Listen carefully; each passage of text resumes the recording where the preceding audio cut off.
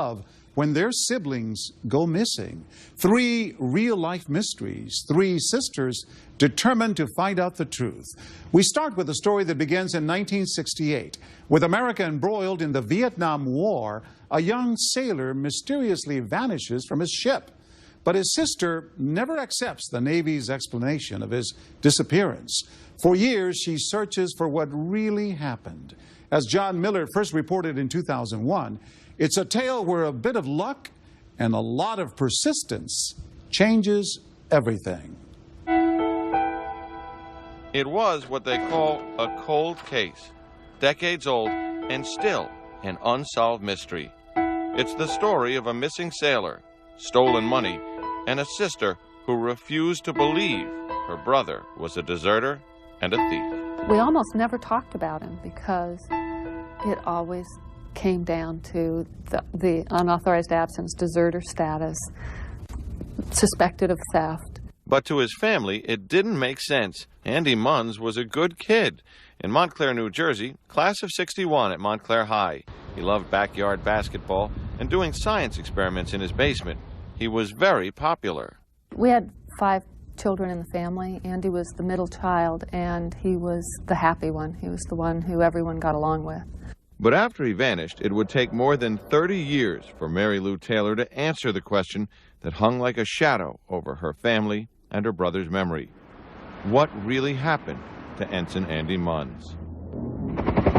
To understand her journey, you must go back to 1968. The Vietnam War was raging. Across the South China Sea, Subic Bay served as a forward staging area for naval operations. Andy Munns was a brand new ensign on board the USS Cacpon, a Navy fueling ship.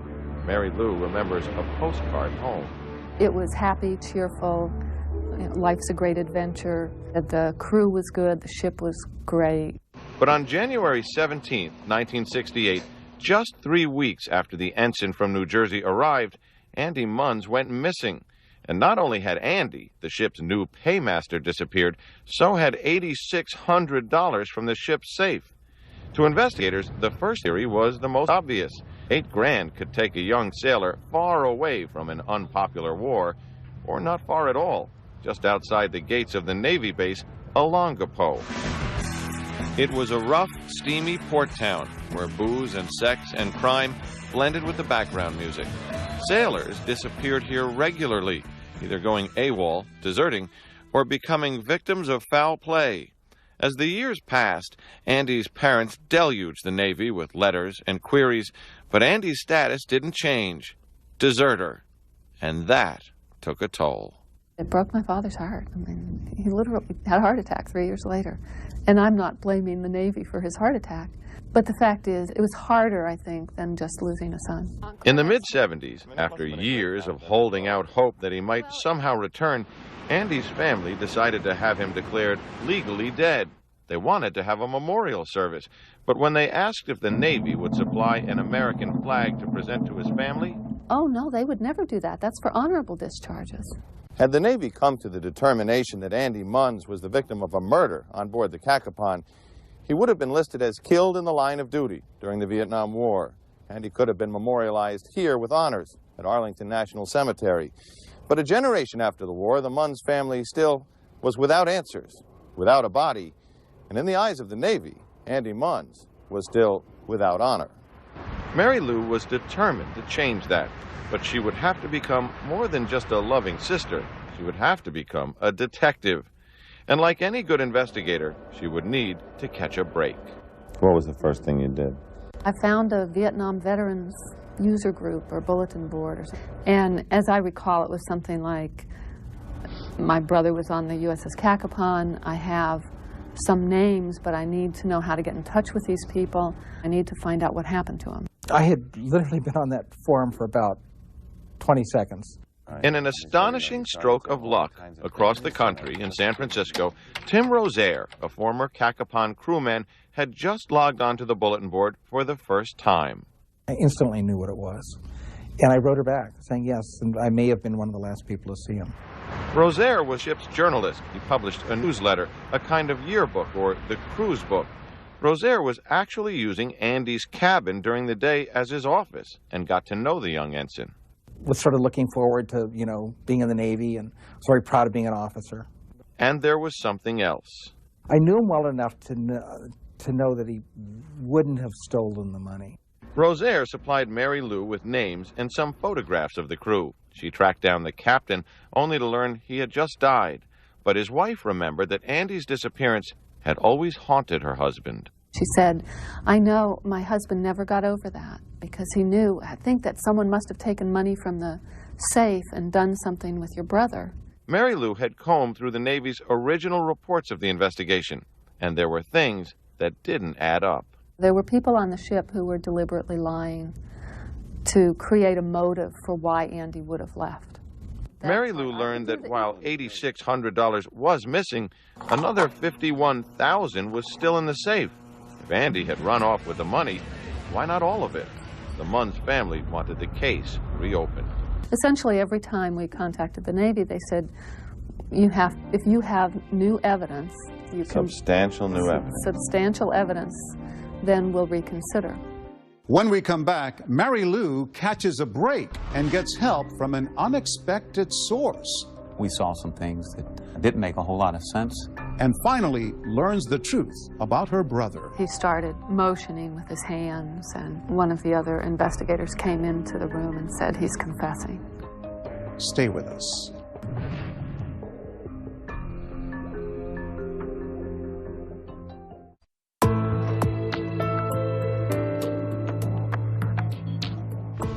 Mary Lou Taylor's brother Andy had disappeared during the Vietnam War, branded by the Navy as a deserter and a thief.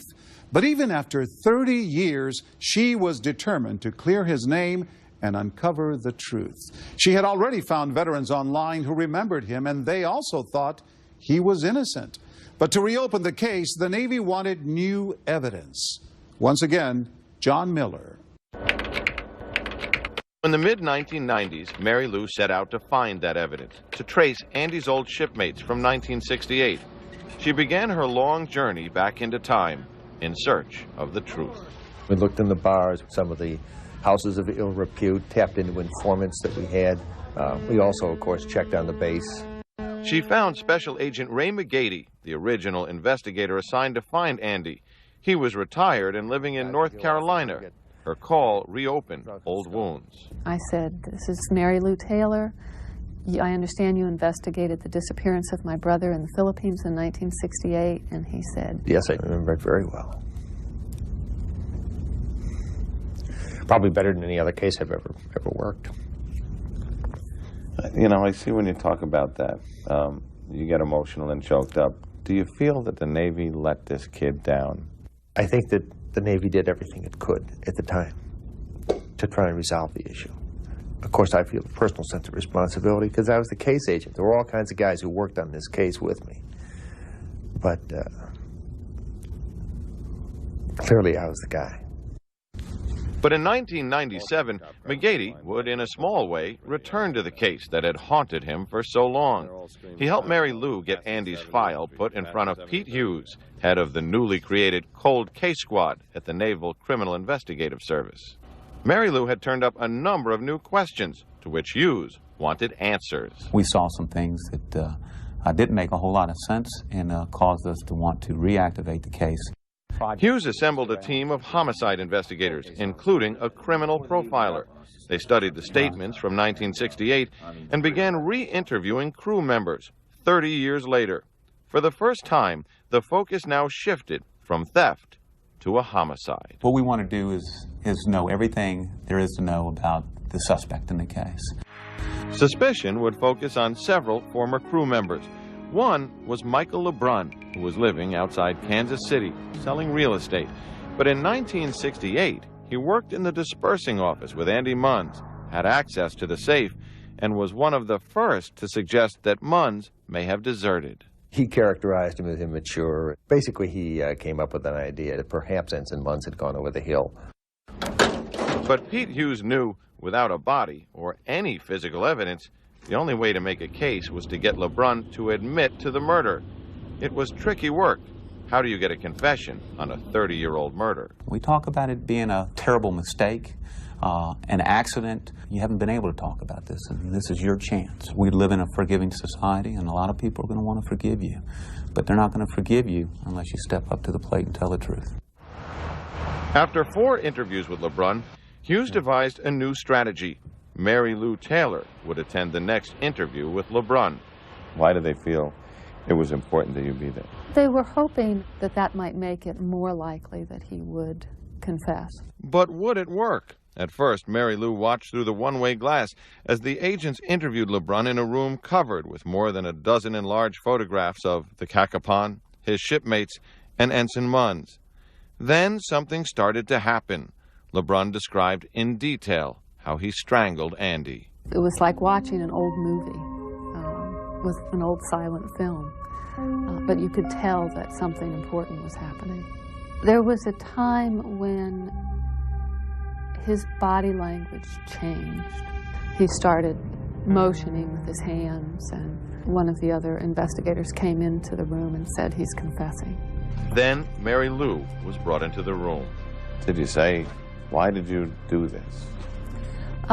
He talked a little bit about his, about being caught in a robbery.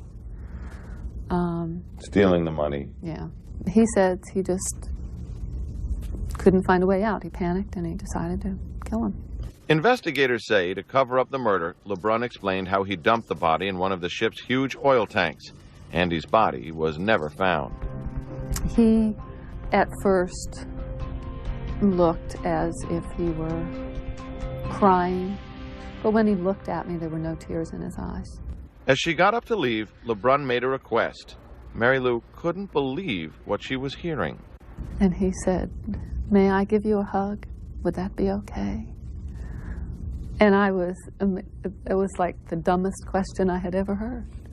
I said, no, I don't think so. No, I'm sorry, you can't hug me. Do you have anything to say to Mary Lou Taylor or the Munns family? I have no comment. LeBrun was charged with murder. He pled not guilty. And he said in a statement to 2020 that intense psychological pressure and deceit from investigators forced him into admitting to a crime he did not commit. In part, a federal judge has agreed, ruling that prosecutors cannot use the videotape confession because LeBrun's constitutional rights were violated. The judge found that LeBrun had been advised of his rights months earlier at several meetings, but not at the last interview, the day he allegedly confessed. The judge wrote, it appears agents gradually overwhelmed LeBrun's will, lying about evidence against him and promising him he would not be prosecuted if he confessed. Without a legal and reliable confession, the government doesn't have much of a case. They are filing an appeal of the confession ruling, but Mary Lou says she got what she was really looking for. She finally learned what happened to her brother. And as for the man charged with killing him, I still don't care whether this man goes to jail. I really don't. Unless I'm reading this wrong, it sounds like in some way you feel sorry for him. In some way, I feel like he's been paying for this all his life, whether he knows it or not.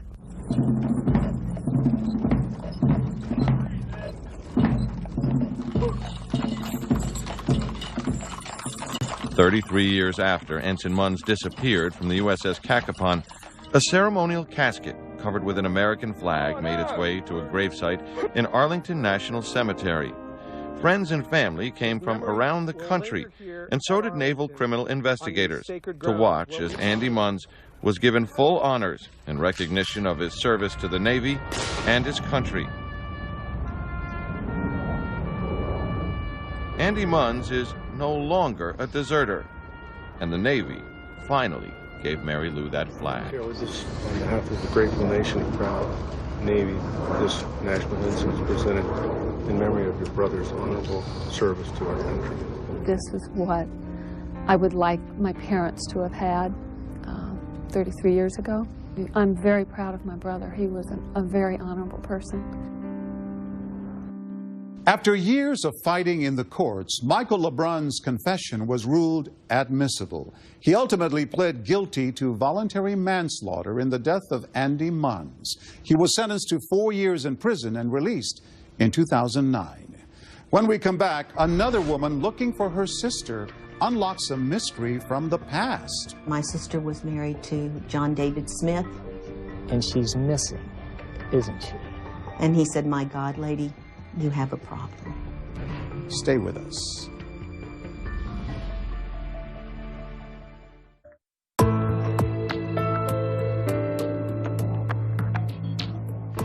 Just a year after getting married, a woman mysteriously disappears. Her sister is determined to find out what happened, and that mission, as John Miller first reported in 2001, leads to a mysterious box that holds the key to murder. On the road that the box was found on, there may not be a car down there for a number of hours. There was no telling how long the box had been lying there. It was discovered in April of 1980 by a work crew cleaning a drainage ditch on an Indiana farm road. The box held a dismembered corpse. And what Deputy Sheriff Jerry Berman saw that day would haunt him for 20 years. It wasn't something you dwelled on, but it was just something that you never forgot it. And had you ever seen anything like that before? Not in my career or in my life until that time, no. Outside of determining that the body was that of a woman, the sheriff's office was never able to identify her. The county buried her in a pauper's grave in this cemetery in Morocco, Indiana. What was dubbed the Lady in the Box case was to become part of a much larger mystery. But Deputy Jerry Berman would never know that until he got a letter 2 decades later. Well, I wasn't aware that I held the key. But he did hold the key to a mystery that began 26 years before in another small town, Seville, Ohio. That's where Janice Hartman married John Smith, her high school sweetheart. Her family described Janice as a free spirit and John Smith as a young man with a short fuse. The first time I met John Smith was at our old house on Dart Road, and him and I got into a chess game that ended up, I won, and the chess pieces ended up all over the floor. They actually, the board and everything got slammed right up against the wall. I took away that he had a temper like a match. It was instant, hot. It wasn't long before the marriage fell apart. 3 days after their divorce was final, Janice Hartman Smith got in her car outside this bar and drove away. It was November 17th, 1974. She was never seen again. But police say her car was found right here at John Smith's trailer. Sergeant Brian Potts later investigated the disappearance. It just seemed that if she did take off, she would have taken that car with her. She wouldn't have let him, especially him, the man that she just divorced, have that car. So what really happened? Did Janice just take off? Or was she dead? And did John Smith kill her? Janice's family believed he did, but there was no hard evidence. 17 years passed. By 1991, John Smith was working as an engineer at this New Jersey plant, and he was married again. Betty Fran Gladden had become the second Mrs. John Smith. And little more than a year after they were married, she became the second Mrs. John Smith to vanish without a trace. Her daughter, Dina Weiss. I called up and I said, where's Mom? And he said, well, I thought she was with you. And he said, well, you know, I came home to a note on Tuesday that said that, you know, I'm going to be gone, feed the fish. Dina was in Texas, and Fran's sister, Sherry Davis, was in Indiana. They were frantic with worry, and they say, even a week after Fran disappeared, they were still pushing John Smith to report it to police. But it wasn't until we said, we're coming, we're going to go do it ourselves, that he stopped on the way home from work and actually made the missing persons report. The missing persons case was assigned to Detective Mike Dansbury of the West Windsor, New Jersey Police. I made mention to Mike, I said, this is a 40-year-old bachelor. And Mike said, no, John's been married. And I said, Mike, where is his wife? He said, I don't know. It was a very young marriage. Didn't work out. They separated. Dina and Sherry tried to find John's first wife, Janice. And when they couldn't, they found her brother, Gary Hartman, back in Ohio. Oh, man, that phone call. I'll never forget that feeling. And he said, what is this about? And I said, Mr. Hartman, I said, my sister was married to John David Smith. And she's missing, isn't she? And he said, my God, lady, you have a problem. My sister disappeared 17 years ago, never to be heard from again. John Smith moved again, this time across the country, where no one seemed to know about the mysteries of his past. Smith was working at a custom car shop in San Diego and renting an apartment in the home of Trevor and Sue Haywood. We liked him. He was probably one of the nicest guys I've ever met. If John was sketchy about his past, Sue wrote it off to a broken heart. He had a picture of Fran, his wife, in a frame, and according to Sue, he had quite a sad story to go with it. He told me that he never wanted to talk about it because he loved her very much and that she had cancer and that he nurtured her to her deathbed, unfortunately, and that it hurt him very much. John Smith apparently recovered pretty quickly. Before long, he met this woman, Diane Bertalin. We were all really happy that they got together and started dating, and then we were completely shocked when they told us they were getting married like 6 weeks later. That's right. Diane became the third Mrs. John Smith in September of 1998. Trevor was the best man. Then one morning in May of 1999, the FBI showed up on the Haywoods' doorstep. I was pretty shocked when he told me that the reason why they were here is because there was a possibility that John had murdered his 2 ex-wives. The FBI also grilled John Smith for hours that day, but they say he said he had no idea what happened to his missing wives. And later, when I tried to ask about them, he said even less. Mr. Smith, I have to ask you about the disappearances of your 2 wives. Don't you think it's strange that they both disappeared mysteriously? Pressure was mounting on John Smith. His third wife, Diane, filed for divorce and a restraining order, saying she was afraid of him. The FBI says they had a big break. This house in Seville, Ohio, had been the home of John Smith's grandparents, and the FBI found a source who they say actually saw the body of Smith's first wife, Janice, in a box that was hidden in this garage. It would have been June of 1979 that the source, granddad and this neighbor, observed the remains of John's wife, Janice. And they all kept quiet about it? Yes. And what was the last thing anybody saw of John Smith in this box? At that point, the box was last seen in the passenger seat of John's 1979 Corvette as he drove off with it. But where was the missing box? The FBI spent days playing hunches, even digging up another garage John Smith might have had access to, but no box and no body.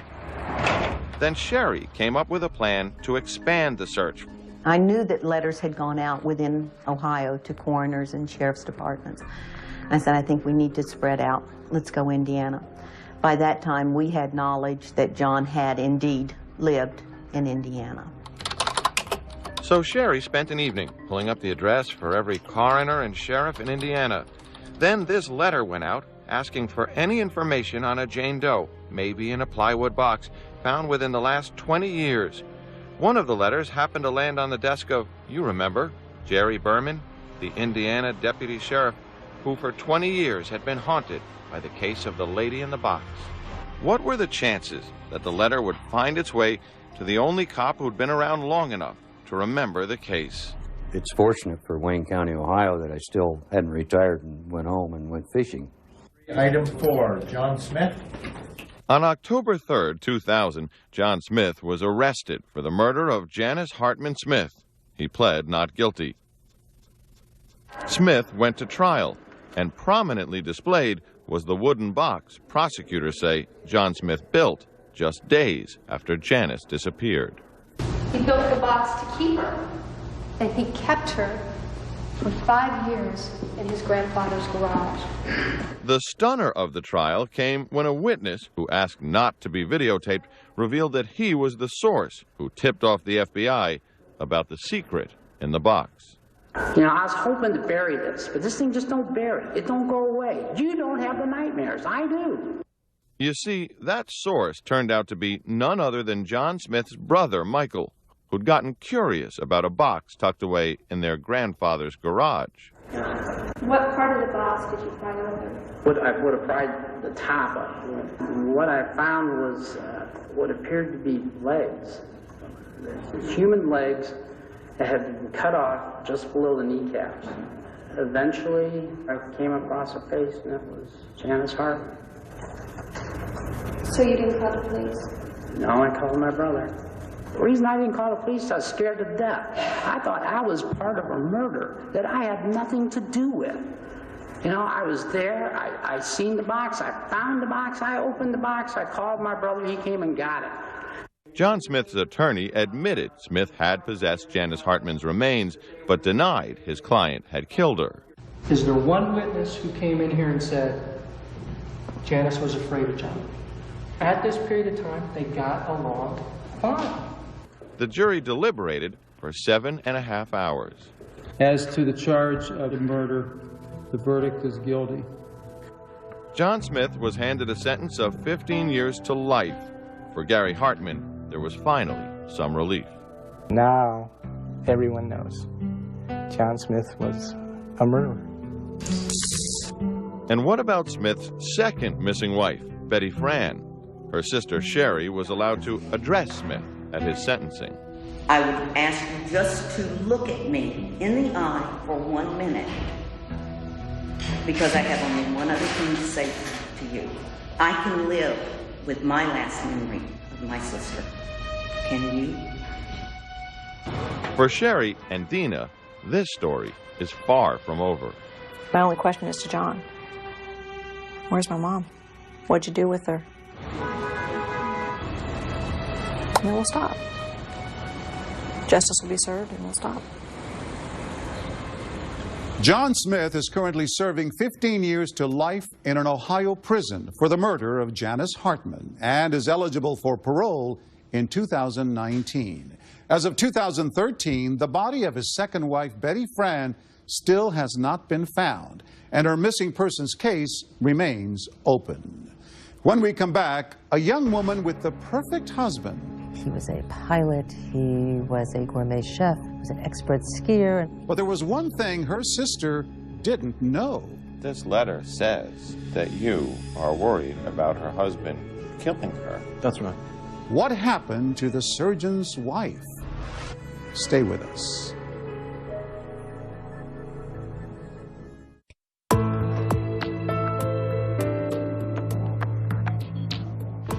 When Elaine Katz first heard about her sister Gail's boyfriend, she was happy for her.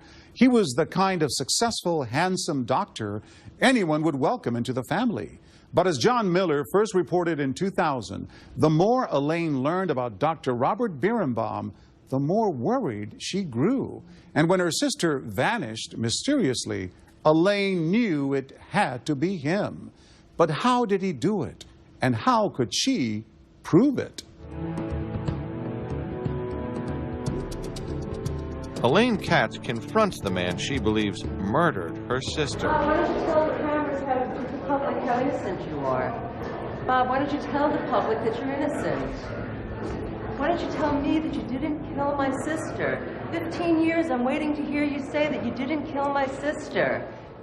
Dr. Robert Birnbaum emphatically denies killing his wife, but with charges of murder and two families pitted against each other, it's all turned very ugly. But it didn't start out that way. No, in the beginning, it was much more like a fairy tale. She was very happy, very much in love. To their friends and family, Gail Katz and Robert Birnbaum seemed like the perfect couple. They were close in age, they were both Jewish.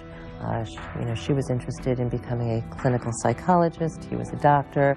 In fact, Dr. Robert Birnbaum seemed almost too good to be true. He was a pilot, he was a gourmet chef and a classical guitarist, and he was an expert skier. She was so starry-eyed when she told me he took her up in a plane and flew over all of the bridges at night in Manhattan. And it was just as romantic and beautiful as could be. Gail's sister Elaine and her brother Stephen told me even before Gail married Robert Birnbaum, she hinted he had a dark side. And she would say, Bob is best on paper. And she was telling me that if you listed Bob's accomplishments, he sounded just perfect. But there was something wrong. He had high standards for everything. She was very thin, but never thin enough. She had to be, extremely careful. He would complain if her hair wasn't just perfect. In 1982, Gail Katz and Dr. Robert Birnbaum were engaged. Elaine says Gail had simply learned to live with her fiancé's extreme need for control. She would go to turn on a light switch, and he would put on the light switch. He couldn't even let her turn on a light.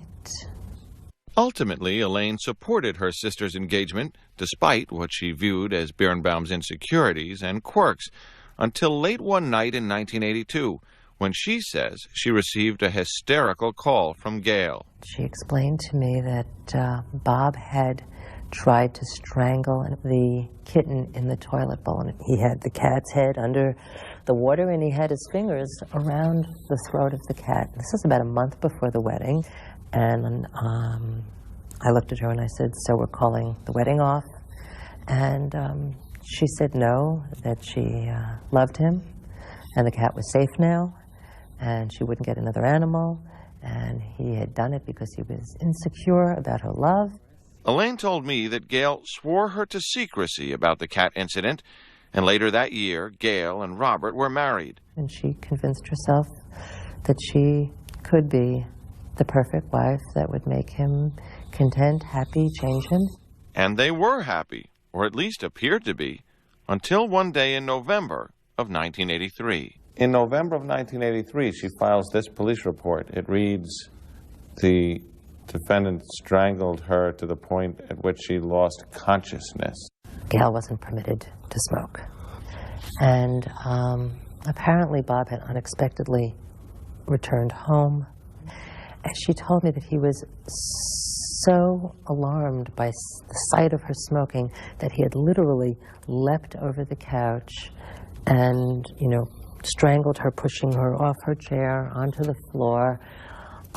She'd lost consciousness.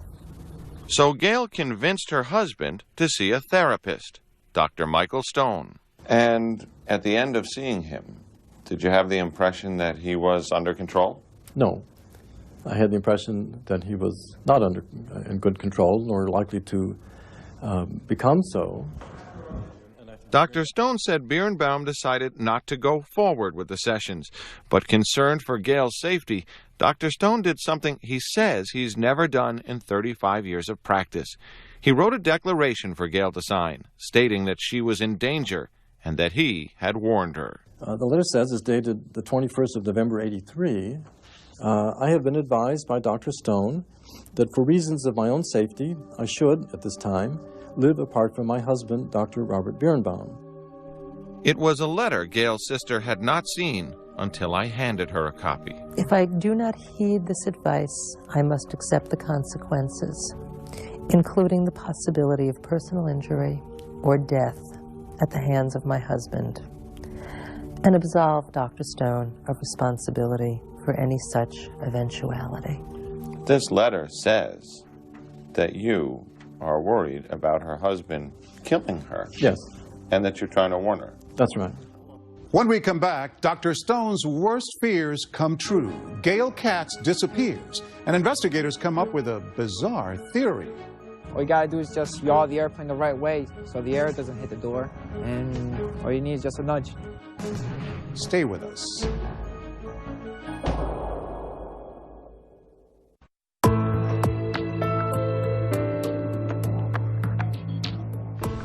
Gail Katz had married Dr. Robert Birnbaum with the highest hopes. But over the 3 years of their marriage, she grew increasingly frightened of his violent temper. Her therapist warned her that she was risking her life living with him, but she couldn't stay away. And that decision may have cost Gail her life. Once again, John Miller.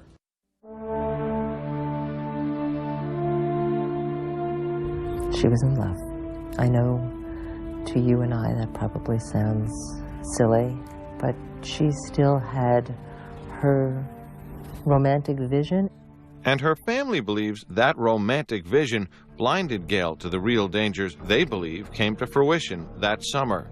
Police reports say Dr. Robert Birnbaum told them that on July 7, 1985, he and Gail had an argument, and that she walked out, saying she was going to Central Park to cool off.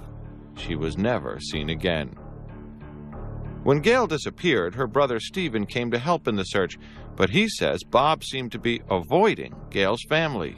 He wasn't spending time with us, grieving with us, worrying with us. You know, where is his wife? Where is my sister? Where is my parents' daughter? I knew at that point that Bob had said she left the apartment at 11 o'clock and, you know, went to cool off after an argument. Meanwhile, the doorman had claimed not to have seen her. And at that point, I felt that Bob was responsible and that he had done something terrible.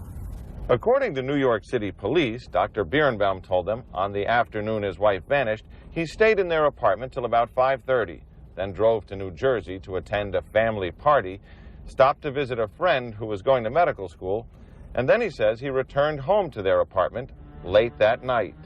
Hi, Jones, O'Malley here, 10 Squad. But Missing Persons Squad Detective Thomas O'Malley had his doubts. He knew that Birnbaum was a surgeon with access to surgeon's tools.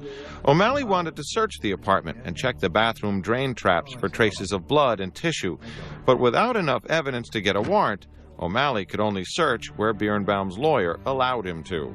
They used this weird system where they would tell him as he was walking hot or cold, and it was the hot or the cold that meant that he couldn't continue to search where he was searching. With the case at a dead end, in 1986, it landed on the desk of Andy Rosenzweig, chief investigator at the Manhattan District Attorney's Office. When Rosenzweig went through the file, he noted that Dr. Birnbaum was a pilot. He wondered, if Birnbaum was a licensed pilot, did he fly on the day his wife vanished? Rosenzweig sent an investigator out to canvass small New Jersey airports, looking for the logbooks for July 7th, 1985, the day that Gail disappeared. Here at Essex County Airport, the investigator flipped open the logbooks and found this, an entry that says Bob Birnbaum signed out a Cessna 172 and flew for 2 hours on the day his wife vanished. And detectives say, in all the times they questioned him about his activities that day, he never mentioned the flight. Investigators believe Birnbaum killed Gail in their apartment in this building, that he wrapped up her body or body parts and carried it out one of 3 exits, loaded it into a car, and at some point took her to the airport. They believe he flew an hour out over the ocean. They believe that the surgeon dumped the body or body parts into the sea. One of Dr. Birnbaum's supporters argued to me that it would have been very difficult for one person to fly a plane like this one with no autopilot and still manage to reach across the cockpit, open a door, hold it against the wind, and shove out a 120-pound body. Marcus Jado is a flight instructor at Caldwell Flight School. Using a duffel bag with more than 100 pounds of sand, he showed me just how easy it could be to dispose of a body if you were an experienced pilot. It wasn't difficult at all. All you gotta do is just yaw the airplane the right way so the air doesn't hit the door, and all you need is just a nudge. Still, in 1986, without a body or a witness, prosecutors were reluctant to bring a charge of murder against Birnbaum. If the suspicions of Gail's family and investigators were true, had Robert Birnbaum committed the perfect murder? In the years since Gail's disappearance, Birnbaum had found a new life in Minot, North Dakota, where he was a doctor, admired by many. A very intelligent, very gifted individual. Lee Trotter, a surgeon at Trinity Health in Minot, was Birnbaum's closest colleague. He would travel around donating his time, his monies to help other people that did not have access to plastic surgery that they needed. But the case continued to haunt the DA's chief investigator, Andy Rosenzweig. 12 years had passed.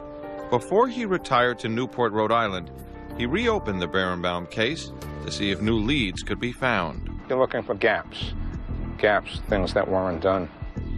The DA's investigators interviewed Birnbaum's old friends and new friends. Prosecutors say they uncovered inconsistent statements Birnbaum allegedly made about his wife's disappearance. Finally, in 1999, the Manhattan District Attorney's Office presented the evidence to a grand jury.